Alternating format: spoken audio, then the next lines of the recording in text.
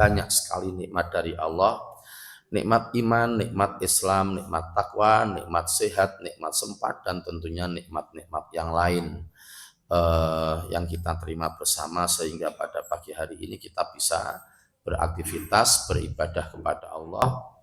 Sudah kita lakukan bersama-sama sholat subuh secara berjamaah, lalu kita membaca Al-Quran bersama surat Fatir, lalu sekarang kita berpengajian bersama sampai nanti secukupnya, karena banyak tempat pengajian jam 6 dan mungkin ada Bapak Ibu yang mau pengajian jam 6, termasuk saya nanti memberikan pengajian jam 6 juga di tempat yang lain, maka kita sepakati nanti pengajiannya sampai jam 5 lewat 37 ya, lewat 37 atau lewat 38 gitu lah, sekitar itu. Kok tanggung nih, orang 40 sisa nih, isben 37 nomor 38. Semoga pertemuan kita pada pagi hari ini bermanfaat dan mendapatkan ridho Allah Subhanahu wa taala. Namun sebelumnya saya kepareng matur, sebenarnya ini adalah materi kelanjutan dari bulan kemarin. Jadi kalau kemarin itu kita menggunakan tema memilih komunitas, dan yang kita kaji itu tentang pembawa minyak wangi dan minyak kasturi dan peniup api. Maka sekarang ini lebih khusus lagi. Sebenarnya saya ragu-ragu untuk menyampaikan materi ini. Betul-betul ragu-ragu karena mungkin tidak mengenakkan hati gitu ya, tidak mengenakkan perasaan, tapi ini harus disampaikan. Harus disampaikan meskipun dengan cara yang baik, dengan cara yang bijak, dengan cara yang pelan. Tema kita pagi hari ini adalah memilih teman hidup yang solih gitu. Jadi memilih istri yang tidak Islam itu tidak boleh. Memilih suami yang tidak Islam itu tidak boleh. Intinya itu. Dan baru saja saya matur ke Mas Reza, ya kita juga harus menenggang dengan saudara kita yang di dekat-dekat masjid ini, gitu. Jangan sampai membuat kesalahan dalam omongan. Intinya Islam itu tidak boleh menikah dengan yang tidak Islam, tidak boleh. Begitu. Saya akan menyampaikan itu sampai sekitar 25 menit ke depan. Baik Bapak dan Ibu, semoga sholawat serta salam senantiasa dicurah limpahkan atas uswah hasanah kita. Beliau adalah Nabi besar Muhammad Sallallahu Alaihi Wasallam. Demikian pula kepada para keluarganya, para sahabatnya, dan seluruh umatnya yang setia sampai akhir zaman. Semoga kita termasuk di dalamnya, amin ya robbal alamin. Baik, mari kita mulai. Seperti yang kemarin beberapa waktu yang lalu pernah saya sampaikan, saya akan mengawali kultum kita pada pagi hari ini dengan membuka dua ayat Al-Quran, yaitu surat Al-Ahzab ayat 36 dan surat An-Nur ayat 51. Surat Al-Ahzab itu surat yang ke-33, ayatnya 36.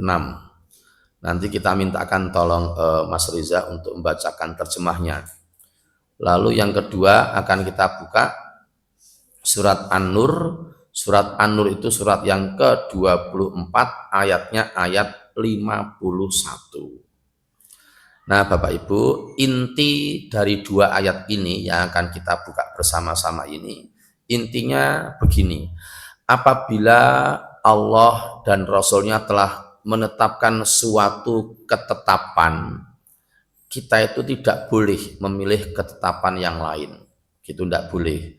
Jadi seperti ketetapan Allah dalam menentukan, memilih pasangan hidup itu sudah ada ketetapannya, sudah ada ketentuannya, sudah ada aturan-aturannya. Nah maka kita harus mengikuti aturan itu. Lalu nanti yang surat An-Nur ayat 51 itu intinya apabila Allah dan Rasulullah telah menetapkan suatu ketetapan, maka yang muncul dari lisan orang-orang yang beriman itu hanyalah perkataan sami'na wa ata'na. Gitu.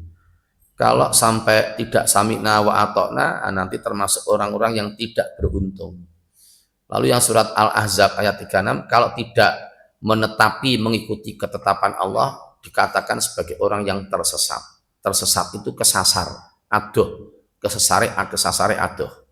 Baik, sekarang saya bacakan dulu 2 ayat pembuka itu. Pertama surat Al-Ahzab ayat 36. A'udzu billahi minasyaitonir rajim. Wa ma kana li mu'minin wala mu'minatin idza qadallahu wa rasuluhu amran ayyakuna lahumul khiyaratu min amrihim wa may ya'sillaha wa rasulahu faqad dhalla dhalalam mubina. Moga Mas Reza. Bukanlah pantas bagi mukmin dan mukminat apabila Allah dan Rasulnya telah menetapkan suatu ketentuan, akan ada pilihan yang lain bagi mereka tentang urusan mereka. Siapa yang mendurhakai Allah dan Rasulnya, sungguh dia telah tersesat dengan kesesatan yang nyata. Nah seperti itu Bapak Ibu. Jadi misalnya ada orang Islam yang sholatnya hanya Jumatan tok, itu durhaka kepada Allah. Karena ketetapannya adalah sholat itu 5 waktu sehari semalam. Gitu, gampang sebenarnya. Lagi ibu-ibu ya yang pakai jilbab hanya pas pengajian saja itu juga durhaka kepada Allah. Karena ketentuannya itu Pak Jino itu bisa anak-anak disuruh agak diam sedikit, sangat mengganggu. Kalau bisa nanti tetap makan tapi tetap ikut makan tapi agak jauh atau gimana? Ya, sementara agak jauh dulu karena sangat mengganggu konsentrasi. Kan mereka tidak nggagas kita pengajian. Senengit ya materi tema mereka sendiri gitu loh. Nah, baik saya lanjutkan sudah dielek Pak Jino. Jadi sekali lagi kalau ada orang Islam yang sholatnya hanya Idul Fitri saja, Idul Adha saja, itu berarti tidak mengikuti ketentuan atau ketetapan Allah dan Rasulnya. Karena ketetapannya itu sholat sehari semalam itu 5 waktu. Minimal itu, yang wajib itu subuh, duhur, asar, maghrib, isya. Lalu untuk ibu-ibu yang wanita-wanita muslimah, dewasa, kan ada ketentuannya. Ketentuannya itu pakai jilbab apabila keluar rumah. Sebenarnya tidak keluar rumah ya, kalau kelihatan orang yang bukan muhrimnya. Kalau di luar rumah tapi memang itu di tembok besar sehingga itu hanya keluarganya sendiri, tidak masalah. Di dalam rumah tidak pakai jilbab, tidak masalah. Tapi kalau di dalam rumah ada ipar di situ, pas bertamu di situ, ya tetap harus pakai jilbab. Ketentuannya seperti itu. Nah termasuk ini ya. Yang akan saya bacakan sekarang. Nanti yang surat An-Nur sebentar. Sekarang saya bacakan hadisnya. Oke, teks Arabnya saya baca. Pendek teks Arabnya. Bismillahirrahmanirrahim. Wa an Abi Hurairah radhiyallahu anhu anin Nabi sallallahu alaihi wasallam qala tungkahul mar'atu li arba'in limaliha wali hisabiha wali jamaliha wali diniha fadfar bidzatid din taribat yadaka muttafaqun alaih. Artinya dari Abu Hurairah radhiyallahu anhu dari Nabi Muhammad sallallahu alaihi wasallam beliau bersabda. Ini sing ngendika berarti Nabi, ketetapannya Nabi. Saya ulang ya, dari Abu Hurairah radhiyallahu anhu dari Nabi Muhammad sallallahu alaihi wasallam beliau Nabi maksudnya bersabda, pilihlah perempuan yang akan dinikahi karena 4 perkara. 1, karena hartanya. 2, karena derajatnya. 3, karena kecantikannya. Lalu yang keempat, karena agamanya. Titik. Lalu hadis itu ditutup dengan kalimat utamakanlah agamanya, niscaya kamu beruntung. Hadis riwayat Bukhari dan Muslim. Yang paling belakang ini ya, utamakanlah agamanya, niscaya kamu beruntung. Itu perintahnya Rasul itu seperti itu. Itu ketetapannya Rasulullah seperti itu. Jadi ya meskipun urutannya itu hadisnya hartanya, lalu derajatnya, lalu kecantikannya, lalu baru agamanya, tapi karena ada kalimat penutupnya utamakanlah agamanya, berarti ya terbalik, anunya dibalik, pengutamaannya dibalik. Jadi yang pertama diutamakan itu agamanya dulu, lalu urut berikutnya kecantikannya, lalu urut berikutnya keluarganya, lalu urut yang paling akhir hartanya gitu. Urutannya seperti itu. Jadi kalau sampai ada orang yang katanya Islam lalu menikah dengan orang yang tidak Islam, ini tidak mengutamakan agama, maka dia salah. Kalau dari ayat yang dibaca oleh Mas Riza tadi itu, dia tersesat dengan kesesatan yang nyata. Monggo nggih, saya dengan bahasa yang halus ini ya, tetap halus, menjaga intonasi juga tidak berkobar-kobar orang nesu. Seperti kerajaan Inggris itu pada abad ke-16 itu memberlakukan itu, Bu. Jadi orang-orang kerajaan tidak boleh menikah dengan orang-orang di luar kerajaan, tidak boleh. Itu kerajaan Inggris di abad ke-16. Tapi itu akhirnya muncul penyakit hemofili. Hemofili itu darah yang tidak bisa membeku.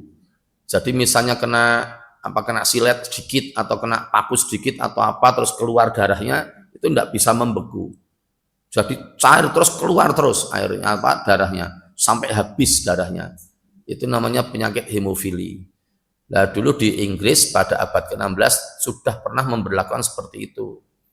Itu karena tidak boleh menikah dengan orang-orang di luar kerajaan. Gitu. Nah, Islam tidak begitu. Nah, Islam tidak membolehkan umatnya menikah dengan yang tidak Islam. Tidak keluarga tidak apa-apa, orang lain tidak apa-apa, tidak ada hubungan darah tidak apa-apa, tapi harus Islam. Jadi kalau umpamanya ada pengalaman pengalaman Banyuanyar ya, pengalaman Banyuanyar itu ada, saya tidak menyebut orangnya. Jadi di Banyuanyar itu pernah ada gini ceritanya, suatu ketika ada seorang ibu-ibu mendekati meja saya setelah selesai pengajian membawa HP, lalu ibu-ibu ini memperlihatkan foto yang ada di HP-nya itu. Pak Hanif kenal enggak dengan ini ibu-ibu ini? Terus saya lihat HP-nya, wah enggak kenal Bu saya. Lah siapa toh itu? Ini kakak kandung saya. Oh gitu. Lah apa hubungannya dengan saya? Gitu. Lah kan normal saya bertanya gitu. Oh gini Pak Hanif, saya kan jamaah pengajiannya Pak Hanif. Nggih. Kakak kandung saya itu juga jamaah pengajiannya Pak Hanif. Oh gitu. Oh gitu, hanya untuk memberitahukan itu. Ya enggak Pak, lah apa hubungannya foto ini dengan saya? Gitu. Terus diperbesar di zoom saya suruh mencermati foto itu. Terus saya lantas keluar ucapan astagfirullahaladzim ya Allah. Nah, ternyata ibu-ibu itu tadi yang pakai jilbab dok bebek itu berada di tempat peribadahan non Islam gitu, sedang menunggui anaknya menikah dengan salah satu jamaah di situ yang non Islam juga. Nah, itu kan berarti menurut ketetapan Nabi ini salah, semacam itu. Anaknya laki-laki menikah dengan orang yang tidak Islam di tempat peribadahan yang tidak Islam tadi itu. Ibunya tidak kuawi, suaminya sudah meninggal, ibunya tidak kuasa menahan keinginan anaknya, ibunya mengalah lalu masuk ke tempat peribadahan yang tidak Islam tadi itu. Ya bagi saya ya sangat salah besar. Eman-eman kalau semacam itu, akidahnya dipertaruhkan, digadaikan, akidahnya. Contoh yang lain, peristiwa Kadipiro. Zaman dulu Kadipiro ya, sekarang kan sudah dipecah. Ya sekarang sudah dipecah, yang kulon ril itu Kadipiro, yang wetan ril namanya Joglo. Nah kisah ini terjadi di Joglo. Di Joglo Suatu ketika sudah beberapa tahun yang lalu, suatu ketika saya memberikan pengajian antara maghrib sampai isya di salah satu masjid di Joglo, bukan Kadipiro. Nah, dulu kan jadi satu Kadipiro. Nah, setelah selesai sampai isya, terus saya ngimami sholat isya, terus saya dengan nyaman pulang, saya menuju ke kendaraan saya. Ketika saya mau masuk kendaraan itu ada bapak-bapak yang nyambangi saya. Pak Hanif, saya mau matur. Oh nggih, dos pundi Pak? Tentang apa ini? Tentang yang tadi pengajian. Nggih, tentang tadi saya rada deg-degan, takon opo. Kan materinya ini, materinya memilih teman hidup yang soleh ini. Nah, terus beliau ngendika gini, Pak Hanif tidak tahu ya, tadi ketika Pak Hanif itu berceramah tentang itu ya kami semua jane ketar-ketir loh. Loh, lah kok ketar-ketir ada apa? Kok enggak ngomong? Mbok ngomong dari tadi, kenapa ketar-ketir? Ternyata ada salah satu jamaah di masjid itu yang beristri yang tidak Islam. Gitu. Saya kan malah jadi penasaran, loh, yang mana Pak? Yang duduk di sebelah mana? Terus beliau ngendika, nanti saya beritahu nanti Pak Anu mesti kaget. Apa iya toh, yang mana toh? Nah, terus beliau ngendika, yang adzan tadi. Silahkan dibayangkan Bapak-bapak. Jadi muadzin yang mengumandangkan adzan itu istrinya tidak Islam. Ya lucu saja saya. Jadi yang laki-laki mengucapkan hayya 'alas shalah, hayya 'alas shalah, mengajak orang-orang untuk datang ke masjid untuk sholat. Nah, sementara istrinya mengajak untuk ke agama yang lain gitu. Dan sudah lama itu Islam menjadi suami istri sudah lama. Nah, itu salah kepada hadis ini gitu. Nah, terus sekarang oke ya, kita lihat ayatnya tidak salah lupa. Surat An-Nur ayat 51 kita buka. Surat An-Nur itu surat yang ke-24, ayatnya 51 saya bacakan. Seperti tadi minta tolong Mas Riza untuk membacakan terjemahnya. A'udzu billahi minasyaitonir rajim. Innama kana qaulal mu'minina idza du'u ilallahi wa rasulihi liyahkuma bainahum ayyakulu sami'na wa ata'na wa ulaika humul muflihun. Terjemahkan. Sesungguhnya yang merupakan ucapan orang-orang mukmin apabila mereka diajak kepada Allah dan Rasul-Nya agar ia memutuskan perkara di antara mereka, hanyalah kami mendengar dan kami taat. Mereka itulah orang-orang yang beruntung. Nah, jadi orang-orang beriman itu toh Bapak Ibu, kalau diajak kepada Allah dan Rasul-Nya, itu ya perkataan yang muncul dari lesannya ya hanya satu, sami'na wa ata'na, kami beriman, kami mendengar dan kami taat. Pun niku tok niku. Jadi tidak ada kata-kata sami'na wa asoina misalnya ya. Sami'na wa asoina itu artinya kami mendengar dan kami bermaksiat.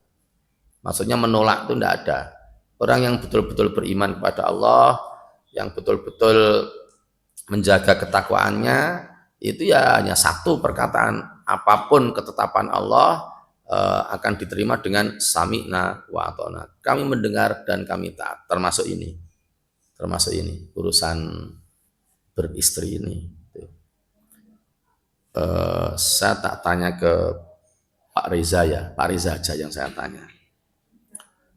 Pak Reza, apakah ada dalam benak Pak Reza, dalam pikiran Pak Reza, memori Pak Reza dieksplorasi dulu memorinya, apakah ada Pak Reza tahu yang satu keluarga yang beragama beda, yang satu Islam, yang satu tidak Islam?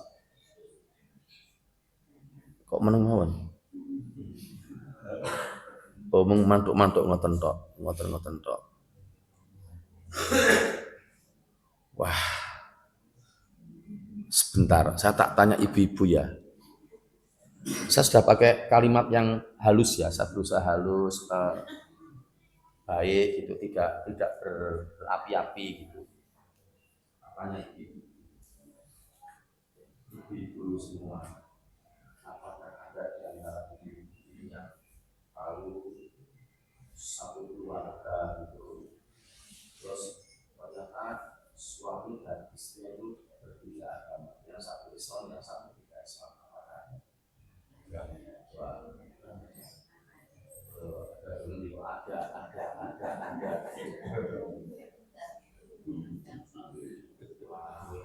bagaimana kalau begitu ya? Itu kalau menurut ini keterangan ini, saya mohon maaf, itu harus disampaikan ini.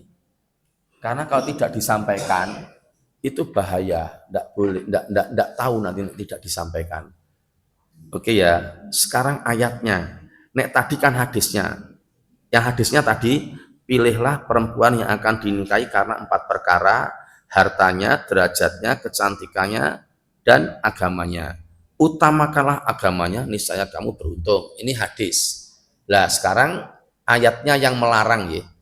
Jadi ada ternyata ayat yang melarang orang-orang yang beriman itu menikah dengan orang yang musyrik. Itu ada ayatnya. Coba sekarang kita cermati bersama ya, baru jam 5:30 lewat 2 menit sekarang ini. 5:30 lewat 2 menit. Kita selesainya kan 5:30 lewat 3, jam 6 lewat 5:37. Jadi jam kurang 5 menit lagi selesai pengajiannya. Terus makan. Sekarang kita lihat ayatnya. Ayatnya adalah surat Al-Baqarah. Monggo untuk bapak-bapak dan ibu-ibu yang ngasal Quran untuk membuka ayat itu, fokus bentar. Surat Al-Baqarah, ayatnya ayat 221. Monggo dibuka dulu. Surat Al-Baqarah ayat 221. Di situ itu ada keterangan dari Allah langsung karena berupa ayat Al-Quran yang menjelaskan kepada kita bahwa orang yang beriman itu tidak boleh menikah dengan orang yang syirik. Yang musyrik itu tidak boleh. Nah, musyrik saja tidak boleh, apalagi tidak Islam. Lebih tidak boleh. Musyrik saja tidak boleh kok. Teksnya mengatakan tidak boleh, larangan menikah dengan orang musyrik, apalagi tidak Islam. Wah, lebih tidak boleh lagi gitu. Oke, saya bacakan ayatnya tidak selak 5 menit ya. A'udzu billahi minasyaitonir rajim. Lengkap dulu, panjang tidak apa-apa. Wala tankihul musyrikati hatta yu'minna wala amatum mu'minatun khairum min musyrikati walau a'jabatkum wala tunkihul musyrikina hatta yu'minu wala abdum mu'minun khairum min musyriki walau a'jabakum ulaika yad'una ilan nar. Allah ya Allah. Ulaika yad'una ilan nar. Emosi sekali saya ulangi. Ulaika yad'una ilan nar. Wallahu yad'u ilal jannati wal maghfirati bi idnih wa yubayyinu ayatihi linnas la'allahum yatadzakkarun. Mas Reza, tolong kata per kata dicermati ya. Semuanya penting semua, pelan-pelan, tidak usah tergesa-gesa. Waktu kita masih ada 2 jam. Oke. Janganlah kamu menikahi perempuan musyrik hingga mereka beriman. Sungguh hamba sahaya perempuan yang beriman lebih baik daripada perempuan musyrik, meskipun dia menarik hatimu. Stop dulu sampai di situ dulu ya. Ini posisi yang pertama. Jadi laki-lakinya beriman, lalu perempuannya musyrik, itu tidak boleh apa? Janganlah kamu di situ maksudnya laki-laki beriman menikahi perempuan musyrik sampai perempuan musyriknya ini beriman dulu. Sampai seperti itu. Terus ditegaskan lagi dalam ayat itu, sungguh seorang budak perempuan yang beriman itu lebih baik daripada perempuan musyrik meskipun menarik hatimu. Jadi laki-lakinya beriman, perempuannya musyrik tidak boleh. Lanjut. Jangan pula kamu menikahkan laki-laki musyrik dengan perempuan yang beriman hingga mereka beriman. Sungguh hamba sahaya laki-laki yang beriman lebih baik daripada laki-laki musyrik meskipun dia menarik hatinya. Stop sampai di situ. Ini posisinya berbalikan dari yang tadi. Kalau yang pertama tadi laki-lakinya beriman, perempuannya musyrik, itu tidak boleh. Nah, yang posisi sekarang ini yang kedua, posisinya berbalik. Yang laki-lakinya itu musyrik, perempuannya beriman, ternyata juga tidak boleh. Gitu loh. Jadi tidak boleh sampai si laki-laki yang musyrik tadi itu beriman terlebih dulu. Dikuatkan lagi, sungguh seorang budak laki-laki yang beriman itu kalau menurut Al-Quran lebih baik daripada laki-laki musyrik meskipun dia menarik hatimu. Yang berat lagi empat kata berikutnya, lanjut. Mereka mengajak ke neraka. Stop. Nah, 4 kata toh, mereka itu kata pertama mengajak, kata kedua kata ketiga neraka, kata keempat. 4 kata berikutnya mereka mengajak ke neraka. Pun titik tekan mriku tok mawon, intine tekan mriku niku. Jadi saya tak ke ibu lagi ya.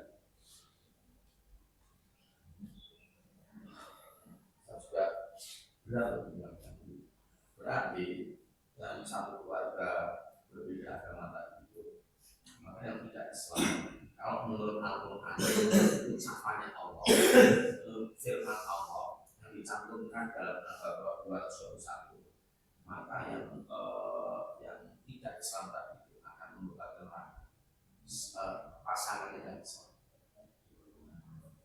Ya pun dua pun sudah tahu, tapi ini paling tahu.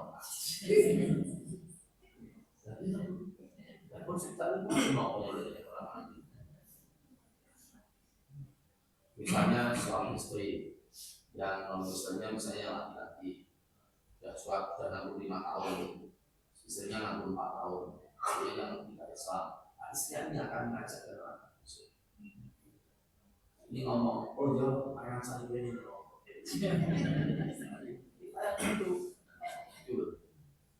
nah, kalau di antara bapak-bapak tadi ada yang ngerti, ada, ya sama. Jadi ada dalam benak bapak-bapak, dalam benaknya Mas Riza yang berbeda agama tadi. Ini penting loh, krusial sekali loh. Ini harus disampaikan kepada orang-orang Islam. Materi ini, meskipun tidak nyenengke. Nek ra ngerti piye. Harus tahu hal semacam ini. Repotnya kalau besok anak-anak kita seperti itu. Berdekat-dekatan dengan orang-orang yang tidak Islam, akhirnya kepencot, kepelot, dadi cinta, dadi seneng, wis ora kuwi ora repot itu. Artinya menikah dengan orang yang tidak Islam. Itu keluarga yang lain melu dosa loh, anggota keluarga yang lain. Ya melu dosa, orang ngelokke melu dosa. Karena ada ayat, wahai orang-orang yang beriman, jagalah dirimu dan keluargamu dari api neraka. Jadi dalam keluarga itu harus saling mengingatkan sejak awal. Kok nganti ono salah satu anggota keluarganya yang nikah dengan orang yang tidak Islam. Keluarganya kan salah gede. Bapaknya salah, buke salah, nanti anaknya nikah karo yang tidak Islam kok. Itu berarti jelomprongke anaknya sampai calon neraka pasti kok. Kecuali kalau pasangan yang tidak Islam tadi itu sadar yuk masuk Islam, itu lain urusannya. Bisa mendapatkan ampunan Allah. Nanti mati ini tetap itu suami istri tetap beda agama terus sampai meninggal dua-duanya. Nah, sing tidak Islam itu akan mengajak ke neraka. Pun tak hubungi.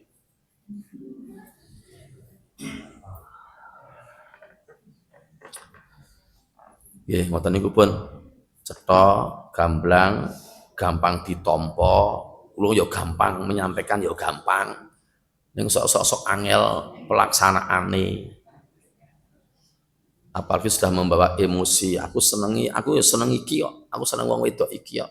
Non muslim ora apa-apa, tidak Islam ora apa-apa, sebenarnya aku seneng. Wis engko sing akhirat tak adepi ning akhirat sampeyan. Nek dhek ngejak aku ning neraka tak kancani. Aku cinta dhek, cinta mati tenan. Wis dhek diobong ning neraka, aku melu diobong tak lindungi sampeyan. Padahal mung pun swidak 5 kurang 2 tahun kas mati. Pun do mikir niki pun to. Pun niki nek kedodo tekan jam 7 kula ya iso neruske materi niki ya iso. Niki napa ya ora dahar. Ora. Iki kudu mandeg nih pun jam 5.40 kudu mandeg niki. Jam 6 nggih pun pengajian liyane ten Gading niki nggih kula paling cedak mriki Gading cedak dengan materi yang berbeda. Pun nggih dados kawigatosanipun kita sedaya babagan menika memilih pasangan hidup itu sangat penting dalam Islam. Ada tata cara memilih pasangan hidup dalam agama kita, tidak sak senenge dhewe. Demikian kajian kita singkat pagi hari ini sangat penting. Apabila saya dalam menyampaikan materi ini ada khilaf, ada tutur kata yang kurang berkenan di hati Bapak dan Ibu, mohon maaf. Akhirnya marilah Bapak Ibu kita tutup pertemuan kita pagi hari ini dengan masing-masing kita melafalkan hamdalah dan doa penutup majelis secara bersama-sama.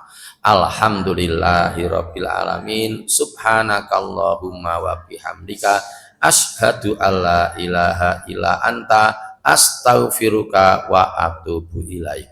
Billahi taufik wal hidayah. Assalamualaikum warahmatullahi wabarakatuh.